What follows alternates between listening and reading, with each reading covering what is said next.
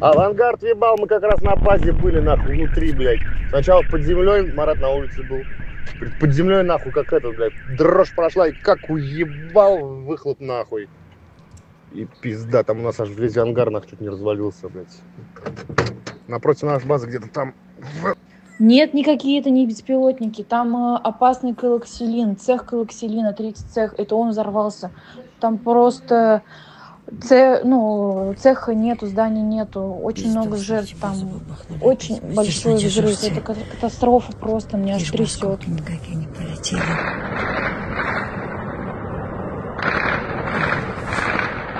Стекла выбило.